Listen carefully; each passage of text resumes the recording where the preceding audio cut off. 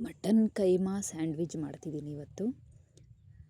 Boneless ಮಟನನ್ನು ಒಂದು 4ರಿಂದ 5 pieces ತಗೊಂಡು ಮಿಕ್ಸಿಗೆ ಹಾಕಿ ಬೌಲ್ಗೆ ತೆಗೆದಿಟ್ಕೊಂಡು, ಈಗ ಅದಕ್ಕೆ ಸ್ವಲ್ಪ ಬ್ರೆಡ್ ಪೌಡರ್, ಹಚ್ಚ ಖಾರದ ಪುಡಿ, ಧನಿಯಾ ಪುಡಿ, ಶುಂಠಿ ಬೆಳ್ಳುಳ್ಳಿ ಪೇಸ್ಟು, ಹಾಗೆ ಸ್ವಲ್ಪ ಉಪ್ಪನ್ನು ಹಾಕಿ ಚೆನ್ನಾಗಿ ಮಿಕ್ಸ್ ಮಾಡಿ ಉಂಡೆ ಮಾಡಿ ಇಕ್ಕಬೇಕು. ಇದನ್ನು ಸ್ವಲ್ಪ ಹೊತ್ತು ಫ್ರಿಜ್ಜಲ್ಲಿ ಇಟ್ಟರು ಚೆನ್ನಾಗಿರುತ್ತೆ. ಇಲ್ಲ, ನಾನು ಹಾಗೆ ಮಾಡಿದೆ.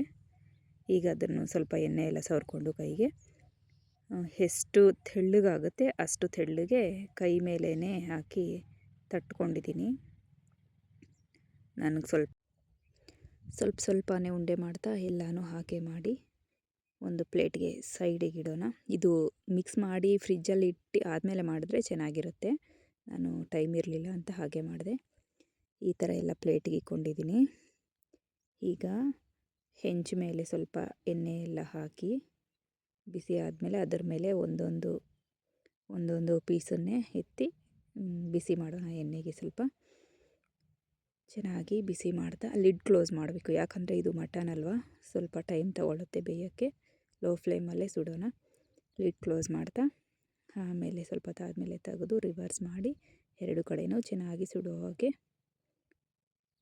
ಚೆನ್ನಾಗಿ ಇದು ಸುಡ್ತಿದ್ರೇ ಘಮ ಘಮ ಅಂತ ಸ್ಮೆಲ್ ಬರುತ್ತೆ. ಟ್ರೈ ಮಾಡಿ ಒಂದ್ಸರಿ. ಎಲ್ಲ ಸೈಡ್ಗಿಟ್ರೆ ಹೀಗೂ ತಿಂದರೂ ಚೆನ್ನಾಗಿರುತ್ತೆ, ಅಥವಾ ಬ್ರೆಡ್ಗೆ ಸ್ಯಾಂಡ್ವಿಚ್ ಥರ ಮಾಡಿಕೊಂಡ್ರೆ ಅಂತೂ ಸೂಪರಾಗಿರುತ್ತೆ. ನಾನು ಅದೇ ಪ್ಯಾನ್ ಮೇಲೇ ಸ್ವಲ್ಪ ಒಂದು 4 ಪೀಸಸ್ ಅಷ್ಟು ಬ್ರೆಡ್ನು ಜಸ್ಟ್ ಬಿಸಿ ಮಾಡಿದೆ ಅಷ್ಟೇ, ಜಾಸ್ತಿ ಹೊತ್ತಿಲ್ಲ. ಜಸ್ಟ್ ಅದೇ ಪ್ಯಾನ್ ಮೇಲೆ, ಎಣ್ಣೆ ಇರೋ ಪ್ಯಾನ್ ಮೇಲೆ, ಅದ್ರ ಮೇಲೇ ಸ್ವಲ್ಪ ಟೊಮ್ಯಾಟೊ ಜಸ್ಟ್ ಬಿಸಿ ಅಷ್ಟೇ, ಸ್ಮೆಲ್ ಹೋಗೋ ಹಾಗೆ ಏನಿಲ್ಲ, ಜಸ್ಟ್ ಬಿಸಿ ಆಗೋ ಹಾಗೆ ಅಷ್ಟೇ. ಅದ್ರ ಮೇಲೇ ಸ್ವಲ್ಪ ಈರುಳ್ಳಿನೂ ಹಾಕಿ ಬೆಚ್ಚಗೆ ಮಾಡಿಕೊಂಡು ಎಲ್ಲ ಸೈಡ್ಗಿಟ್ಟೆ. ಈಗ ಮೊಸರಿಗೆ ಸ್ವಲ್ಪ ಉಪ್ಪು ಮತ್ತು ಸಕ್ಕರೆಯನ್ನು ಹಾಕಿ ಚೆನ್ನಾಗಿ ಮಿಕ್ಸ್ ಮಾಡಿ ಸೈಡ್ಗೆ ಇಟ್ಟಿದ್ದೀನಿ. ಈಗ ಬ್ರೆಡ್ ತಗೊಂಡು ಆ ಬ್ರೆಡ್ ಮೇಲೆ ಸ್ವಲ್ಪ ಮೊಸರನ್ನು ಸ್ಪ್ರೆಡ್ ಮಾಡಿಕೊಂಡು 2 ಸ್ಲೈಸಸ್ ಬ್ರೆಡ್ ಮೇಲೆ ಸ್ವಲ್ಪ ಮೊಸರು,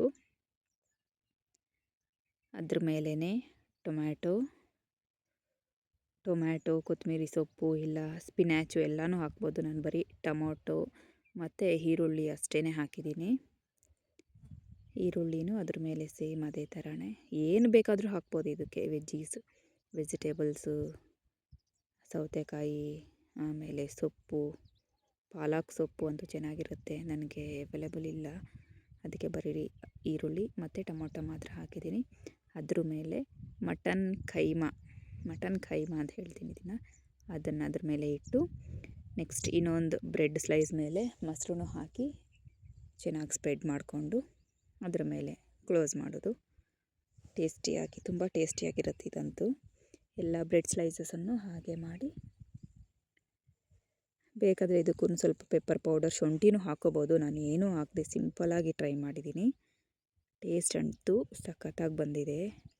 ನಮ್ಮ ಕನ್ವೇಪುರದಲ್ಲಿ ಸ್ವಲ್ಪ ಜನ ಮಟನ್ ಚಿಕನಲ್ಲಿ ವೆರೈಟೀಸ್ ತೋರಿಸಮ್ಮ ಅಂತ ಹೇಳಿದ್ರು, ಅದಕ್ಕೋಸ್ಕರ ಮಾಡಿದೆ.